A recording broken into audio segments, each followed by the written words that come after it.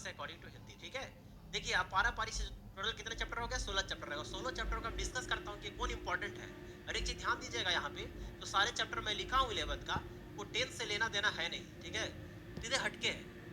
अच्छा कुछ कुछ जो है टॉपिक, जैसे आपका यहाँ पे देखिएगा, मैं यहाँ पे त्रिकोणमिति थोड़ा सा क्या है आपको, त्रिकोणमिति फलन जो है वो थोड़ा सा आपका 10th का लेना देना है। थोड़ा सा लास्ट 2 चैप्टर देखिएगा, यहाँ पे देखिएगा, एक सांख्यिकी हो गया और एक पर्यकता हो गया, कि आप पढ़े थे 10th में भी, ठीक है। तो हल्का फुल्का है लेना देना, और बाकी कुछ भी चीज लेना देना। एक चीज और ध्यान दीजिएगा 11th में क्या है, कि कोई भी जो चैप्टर पढ़िएगा ना, एक दूसरे से रिलेशन नहीं है। आप कहीं से भी शुरू कर सकते हैं। आप हो सकता है कि आप चैप्टर 8 पढ़िए, हो सकता है 2 पढ़िए, 3 पढ़िए, आप कहीं भी कोई भी शुरू कर सकते हैं। कोई सीक्वेंसली ऑर्डर पढ़ने की जरूरत नहीं है। मान लीजिए सब ऐसा होता है ना कि 2 पढ़ेंगे तभी तीसरा पढ़ना होगा, हो सकता है कि हम 4 पढ़ेंगे तभी 7वां पढ़ना होगा, ऐसा कोई जरूरी नहीं है। ऐसा कोई जरूरी नहीं है। क्लास 11 का मैथ्स जो है ना, अब दोनों चैप्टर पहले पढ़िए, एक दूसरे से लिंक नहीं है, एक दूसरे से लिंक नहीं है, ठीक है, समझ में आया। तो कोई भी चैप्टर हम लोग शुरुआत कर सकते हैं, लेकिन मैं सीरियल वाइज ही पढ़ाऊंगा, स्टार्टिंग से ही पढ़ाऊंगा, ठीक है। ये तो रहा बात की लेना देना इसको कोई चैप्टर से है नहीं है। अब दूसरी बात मैं जो बता रहा हूँ कि ये जो चैप्टर जो है सारे 11th का, वो कितना रोल निभाता है क्लास 12th के लिए, है ना, बहुत रोल निभाता है। कुछ कुछ चैप्टर है ना, अगर 11th में अगर स्किप कर देते हैं तो आपको 12th में क्या होगा, दिक्कत होगा, है ना। 12th में क्या होगा, आपका दिक्कत होगा। तो ध्यान दीजिएगा कैसे कौन कौन सा चैप्टर पढ़ना है आपका, जो जरूरत पड़ेगा। जैसे मान लिया देखिए आपका जो चैप्टर नंबर समुच्चय, देखिए फर्स्ट जो है समुच्चय आपका, देखिए 12th के लिए बहुत इंपॉर्टेंट है ना। समुच्चय पढ़ना है, थोड़ा हल्का फुल्का लेना देना उसको। अब देखिए संबंध एंड फलन, ये तो स्टार मार्क्स मार लीजिए आपका, जो स्टार मार्क्स 3 बार मारिए, क्योंकि यहाँ पे नहीं पढ़िएगा सही से संबंध एवं फलन, तो आपका 12th में क्या होगा, बहुत ही दिक्कत होगा। इसलिए आपको 11th में संबंध और फलन पढ़ना बहुत ही जरूरी है। वे बोलते हैं ना कि हम सीधे 12th में पढ़ेंगे 11th में नहीं पढ़ेंगे, तो 11th में पढ़ना बहुत जरूरी है। 11th में मैथ नहीं पढ़िएगा बेसिक ना, जो जो चैप्टर में टिकट कर रहा हूँ अभी, तो 12th में आपका जरूरत पड़ेगा। तो ध्यान से देखिए कौन कौन सा चैप्टर आपका 12th में जरूरत पड़ने वाला, जो मैं स्टार मार रहा हूँ, ठीक है। त्रिकोणमितीय फलन, त्रिकोणमितीय भी फलन इंपॉर्टेंट है, यहाँ भी पढ़ना बहुत जरूरी है, बेसिक है, तभी जाके 12th में आपका क्लियर हो गया, क्लियर होगा। ये 3 चैप्टर जो देख लिए, पहला चैप्टर, दूसरा चैप्टर और तीसरा चैप्टर, आपको 12th में जरूरत पड़ेगा ही पड़ेगा, ठीक है। फिर उसी तरह से देखिए एक 7 नंबर चैप्टर जो होगा क्रमचय और संचय, ये भी यहाँ पे पढ़िएगा, तभी जाकर आपको क्या होगा 12th में समझ में आएगा। 11th में पढ़ना बहुत ही क्या है, जरूरी है। एक आपको आया होगा सीमा और आकलन, one of the best chapter, है ना, बहुत ही इंपॉर्टेंट रोल निभाता है आपका 12th के लिए। अगर ये नहीं पढ़िएगा सही से यहाँ पे 11th में, तो 12th में बहुत दिक्कत होने वाला है, ठीक है, ठीक है। जिसको हम लोग बोलते हैं, आप लोग नाम सुने होंगे कैलकुलस, जिसको बोलते हैं हम लोग कैलकुलस, इंटीग्रेशन डिफरेंशिएशन करने के, लिमिट निकालने के लिए, तो सब यही चैप्टर में घुसा हुआ है, सीमा और अवकलन में, ठीक है।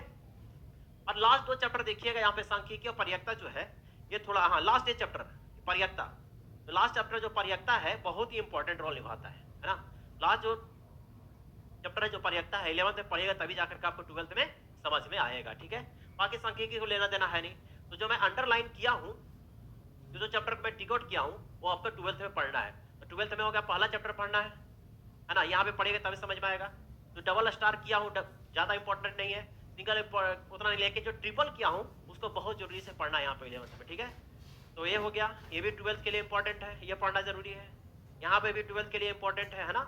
और उसके बाद यहाँ पे आइए सीमा और आकलन, ये तो one of the most important topic है ये चैप्टर जो है, और एक लास्ट चैप्टर ये 12th में काम देगा। इतने जो चैप्टर है आपको जो कि 12th में लेना देना है 11th से, ठीक है। बाकी चैप्टर से लेना देना है नहीं 12th में, ठीक है। तो ये तो आपका मोटा मोटी तौर पे क्या हो गया, आपका सिलेबस हो गया 11th का कि कैसे क्या पढ़ना है। आया ये सुपरिभाषित, है ना, ये सुपरिभाषित संग्रह क्या है ना, इसका मतलब क्या होता है, सुपरिभाषित संग्रह के मतलब क्या होता है। देखिए सुपरिभाषित संग्रह का मतलब संग्रह व्यक्तियों के अनुसार न बदले। इसका मतलब यहाँ पे मैं लिख देता हूं, इसका मतलब होता है संग्रह, संग्रह ऐसे लिखिएगा, यहाँ पे लिखिएगा आप, वस्तुओं को सुपरिभाषित संग्रह को क्या कहते हैं, समुच्चय कहते हैं। सुपरिभाषित संग्रह का मतलब संग्रह व्यक्तियों के अनुसार न बदले। तो ध्यान दीजिएगा, मतलब सपोज दैट मान लिया जाए कि मेरे पास, जैसे मैं आप लोग को बोला कि बताइए कि प्रथम 5 प्राकृतिक संख्याओं क्या क्या होगा। प्रथम 5 प्राकृतिक संख्या मैं तुम आप लोग से पूछा, तो आप लोग क्या जवाब दीजिएगा, प्रथम 5 प्राकृतिक संख्या क्या क्या बताइएगा। अब देखिए प्राकृतिक संख्या क्या होता है, सब तो जानना जरूरी है आपको संख्याएं के बारे में। प्राकृतिक संख्या, सम संख्या, विषम संख्या, आभास संख्या, है ना, परिमेय संख्या, अपरिमेय संख्या, पूर्णांक संख्या, तो ये सब मैं डिस्कस कर दूंगा, ठीक है। लास्ट जब समय बचेगा तो उसको मैं डिस्कस कर दूंगा सब सारी संख्या के बारे में। तो फिलहाल अभी समझ लेते हैं कि जो मान लीजिए मैंने क्या क्वेश्चन पूछा था कि प्रथम 5 प्रकृति संख्या के बारे में बताना है। तो बताइए प्रथम 5 प्रकृति संख्या क्या क्या होगा, आप लोग क्या बताइएगा। प्रकृति संख्या कैसे शुरू होता है, जो 1 से शुरू होता है ना। तो प्रथम 5 प्रकृति संख्या मैंने पूछा था, क्या क्या बोलिएगा, 1 2 3 4 5 यही ना बोलिएगा? आप लोग तो यही बोलिएगा, हम भी क्या बोलेंगे भाई? 1 2 3 4 5 ही बोलेंगे, हम भी तो 1 2 3 4 5 ही बोलेंगे। तो दोनों के अनुसार क्या हुआ? आप लोग भी बोले वही आंसर, मैं भी बोला वही आंसर, और किसी से भी पूछेंगे कि बताइए कि प्रथम 5 प्राकृतिक संख्या कौन-कौन होगा? तो सब भी बंदे क्या बताएंगे कि 1 से लेकर के 1 2 3 4 5 ही होगा। तो सबके अनुसार क्या है आंसर? सेम आया। सबके अनुसार क्या हुआ? सेम आया। तो उसी को हम लोग क्या कहते हैं? समुच्चय कहते हैं। ठीक है? आई थिंक समझ में आया होगा। ठीक है? यानी सारे व्यक्तियों well defined collection of object is called sets होता है। यानी कहने का मतलब सारे व्यक्तियों के अनुसार, सबके अनुसार सेम आंसर है। मैंने एक और बोला, एग्जांपल लेता हूं। जैसे बोलेंगे कि बताइए तो प्रथम 5 सम संख्या बताइए। प्रथम 5 सम संख्या, तो सम संख्या क्या होता है? तो 2 से पूरा पूरा, जिस संख्या में 2 से पूरा पूरा भाग लग जाए वो क्या होता है? सम संख्या होता है सर। अब प्रथम बोले हैं, तो प्रथम कहां से शुरू करिएगा आप लोग? 2 से शुरू करिएगा। तो प्रथम 5 प्राकृतिक संख्या क्या क्या बोलिएगा? 2 4 6 8 और 10, ये ना बोलिएगा? 2 4 6 8 10। आप लोग भी यही जवाब दीजिएगा, मैं भी यही बोलूंगा। किसी और से आप लोग भी पूछिएगा कि प्रथम 5 सम संख्या बताइए, तो उन लोग भी क्या बोलेंगे? 2 4 6 8 10 ही बताएंगे। तो सब के अनुसार क्या आया? सेम ही आंसर आया। तो सब के अनुसार सेम आंसर आता है, उसी को हम लोग क्या कहते हैं? समुच्चय कहते हैं। आई होप यहाँ तक समझ में आया होगा। कहते क्या जाए कि मैंने पूछा आप लोग से कि बताइए तो आप लोग का 5 फेवरेट एक्टर का नाम बताइए, है ना? मैंने पूछा आप लोग से कि 5 फेवरेट एक्टर का नाम बताइए, तो आप लोग क्या बताइएगा?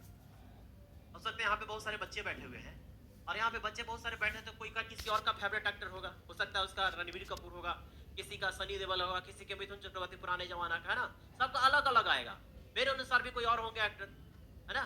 तो सबके अनुसार अलग अलग आंसर आया, तो ये समुच्चय नहीं कहलाएगा। समझ में आया दोनों में आंसर? तो सबके अनुसार सेम आएगा तो समुच्चय, अलग अलग आया तो समुच्चय नहीं होगा। यहाँ तक समझ में आया होगा। यही होता है सुपरभाषित संग्रह का मतलब। ठीक है? डेफिनेशन समझ में आया होगा, ये समुच्चय होगा। ठीक है सर, यहाँ तक समझ में आया? अच्छा, एक और एग्जांपल लेते हैं लास्ट। आप लोग अब तक क्लियर हो जाना चाहिए सर समुच्चय क्या होता है। देखिए मैं थर्ड लेता हूँ एग्जांपल। जैसे मैंने बोला कि पांच सबसे है ना, 5 सबसे अच्छे अभिनेता, सबसे अच्छे अभिनेता, है ना? अभिनेता का इंग्लिश में क्या कहा जाता है? आप लोग एक्टर बोलते हैं ना, एक्टर। तो फेवरेट एक्टर आप क्या बताइएगा? 5 है ना? बताइए फेवरेट एक्टर क्या होंगे आप लोग का? हो सकता है मेरे अनुसार हो सकता है कि भाई रणवीर कपूर हो, किसी का सनी देओल हो, मिथुन चक्रवर्ती हो, पता नहीं, बहुत सारे, वरुण धवन हो, बहुत सारे हीरो आ गए हैं। तो सबके अनुसार तो सेम नहीं आएगा, तो ये आपका समुच्चय नहीं होगा। ये इसका जो आंसर होगा आपका समुच्चय नहीं होगा। समुच्चय समुच्चय नहीं होगा। सर क्यों नहीं होगा समुच्चय? सर क्यों नहीं होगा? तो सबके अनुसार सेम आंसर नहीं आएगा, सेम आंसर नहीं आएगा, सबका अलग अलग होगा, सेम आंसर नहीं होगा। इस वजह से ये समुच्चय नहीं हुआ। क्लियर हुआ? ये समुच्चय क्यों हो गया? क्योंकि सबके अनुसार सेम आंसर आएगा, और ये इसका समुच्चय क्यों नहीं होगा? क्योंकि सबके अनुसार सेम आंसर नहीं होगा। इसी वजह से ये समुच्चय नहीं हुआ। आई होप यहाँ तक समझ में आ गया होगा। ठीक है? समुच्चय के बारे में मोटा मोटा तौर पे समझ में आ गया। मोटा मोटा तौर में अच्छे से समझा दिया। ठीक है? क्लियर हो गया? अब चलिए, एक यहाँ पे एक वर्ड आया है, समुच्चय का निरूपण। एक वर्ड आया, निरूपण क्या होता है? इसको बढ़िया से आप लोग फटाफट नोट कर लीजिएगा अच्छे से। ठीक है? लिख लीजिएगा आप लोग। क्लियर हो गया? चलिए अगला पेज में चलते हैं। समुच्चय के बारे में समझ में आ गया आप लोग का?